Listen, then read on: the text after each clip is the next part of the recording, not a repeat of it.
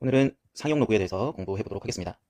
상용 로그는 복잡하게 설명하지 않고 바로 설명하면 바로 로그의 밑이 10인 경우의 로그를 우리가 상용 로그라고 합니다. 그래서 요 밑이 10인 거 있죠? 이렇게 생긴 놈들인데 우리가 일상적으로 많이 사용하는 로그이기 때문에 요 10, 자주 사용하는 것들은 우리 뭐 할 수 있냐면 생략을 할 수가 있어요. 그래서 우리가 로그 10의 n을 우리가 10을 생략해서 밑을 생략해서 로그 n이라고 쓰는 것, 이런 것을 우리가 상용 로그라고 합니다. 상용 로그는 일단은 굉장히 많이 유용한데 우리가 제곱근을 할 때도 만약에 루트 10이 있다라고 한다면 우리가 루트 10 같은 경우는 원래 2제곱근이라서 2가 생략되잖아요. 그래서 제곱근도 자주 사용하는 요 2를 생략하고 있는데 이 루트 10은 우리가 루트 9인 3보다는 크고 4보다는 작은 수라는 걸 알 수 있어서 3점 얼마 얼마의 수다라고 할 수 있죠. 이 상용 로그도 마찬가지예요. 로그 1이 얼마예요? 진수가 1이면 그 로그 값은 0이죠. 로그 10이 얼마죠? 1이에요. 그죠? 로그 그럼 100은 얼마일까요? 100은 10의 제곱이니까 얘는 2가 되죠. 그래서 우리가 만약에 요 사이에 있는 로그 9라든지 요 사이에 있는 로그 30이라든지 뭐 이런 것들이 약 얘가 0. 얼마 얼마, 로그 30은 1. 얼마 얼마 뭐 이런 것들을 우리가 찾아낼 수 있다는 거예요. 그래서 상용 로그를 배우게 되는데 여기 선생님 쓴 것처럼 1에서 10까지 얘네들은 0. 얼마 얼마에 해당하는 값들이죠. 이것들을 우리가 미리 다 구해서 상용 로그표라고 해서 정리를 해놨어요. 즉 1.00부터 진수가 1.00부터 9.99까지 요 값들을 로그의 값들을 우리가 정리해서 소수 넷째 자리까지 이렇게 정리해서 표로 만들어 놓은 걸 상용 로그표라고 해요. 그래서 우리가 로그 1부터 9.99까지를 정리해 놓으면 1보다 작은 거든 9보다 큰 거든 10보다 큰 거든 우리는 그 값들을 이 표를 이용해서 우리가 나타낼 수 있다는 거예요. 제곱근도 그런 경우가 있었죠. 뭐 예를 들면 로그 2 같은 거 요거는 0.301301이고요. 로그 3은 0.4771입니다. 이 두 개는 많이 쓰기 때문에 자연스럽게 외워질 거예요. 아무튼 우리가 이 상용 로그에서 이 상용 로그 n은 우리가 이 n의 진수의 형태에 따라서 그 값이 정수 더하기 소수의 형태로 나타낼 수가 있습니다. 이때 소수점 앞에 있는 부분을 우리가 정수인데 정수 부분이라고 하고요. 그 다음에 소수점 아래 부분을 바로 소수 부분이라고 합니다. 바로 이 소수 부분이 바로 내가 좀 전에 얘기해준 로그 1에서 로그 9.99까지의 형태로 만들어지는 부분이에요.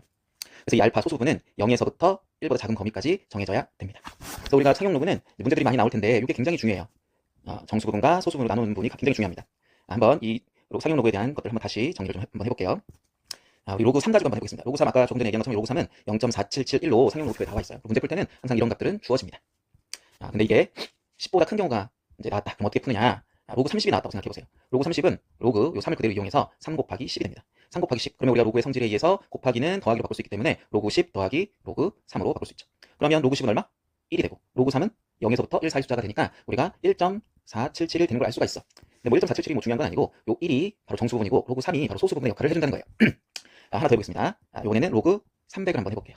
로그 300은 로그 100 더하기 로그 3이 되죠. 그럼 로그 100은 2가 되고 로그 3은 또 소수 부분의 역할을 해서 2.4771이 되는 거예요. 하나 더 로그 3000을 한번 해볼게요. 로그 3000은 로그 1000 더하기 로그 3이 되죠. 얘는 3 더하기 로그 3이 돼서 3.4771이 됩니다. 그럼 이런 것들을 쭉 하다 보면 이렇게 정수 부분과 소수 부분으로 나눠지는데 지금 30, 300, 3000, 뭐 3까지 다 포함해서 3에 대해서 거듭되고 곱해진 형태들 이 3은 변하지가 않잖아요. 이 3이 변하지 않은 상태에서 소수 부분은 어떻게 된다? 다 똑같다. 0.477을 똑같게 되고 정수 부분이 1, 2, 3이 되는데 10이 곱해졌으면 1, 100이 곱해졌으면 2, 1000이 곱해졌으면 3이 되죠. 이걸 보고 뭘 알 수 있느냐? 바로 이 정수 부분을 보면 이 진수 부분의 숫자가 몇 자릿수인지를 찾을 수가 있어요. 3일 때 4자릿수죠. 2일 때 3자릿수고 1일 때 2자릿수가 됩니다. 정수 부분이 n이라고 한다면 이 진수는 바로 n 플러스 1자릿수가 되는 거예요.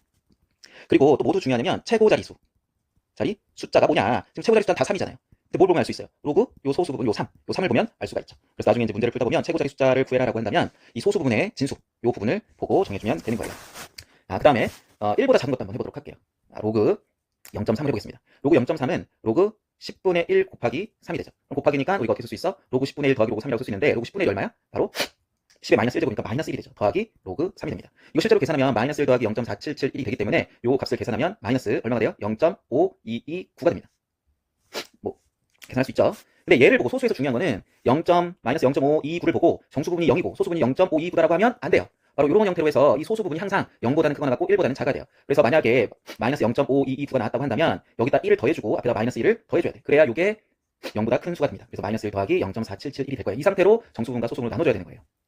이어서 한번 해볼게요. 로그 요번에는 0.03을 한번 해보겠습니다. 얘는 로그 100분의 1이 되고 곱하기 3이 되죠. 따라서 얘는 마이너스 2 더하기 0.477일이 되는 거예요. 그래서 이것도 마찬가지로 계산하면 마이너스 1.5229가 되는데 이 상태로 정수분과 소수분을 나누면 안 되고 바로 위에 부분 형태로 바꿔줘야 됩니다. 그래서 어떤 로그의 값이 이렇게 마이너스가 등장하게 되면 요거를 분리해주세요. 마이너스 1 더하기 마이너스 0.5229를 더한 거구나. 그래서 이 소수부분에 더하기를 해주고 정수부분에 마이너스 1을 하면 다시 똑같은 값이 되기 때문에 여기 위에 있는 형태처럼 바뀌어서 정수부분은 마이너스 2가 되는 거고 소수부분은 0.477이 되는 겁니다. 그럼 여기에서 우리가 확인해야 되는 건 뭐냐? 아까 전에 이제 10보다 큰 경우에는 이 정수 부분이 진수가 몇 자리인 수를 얘기해줬죠.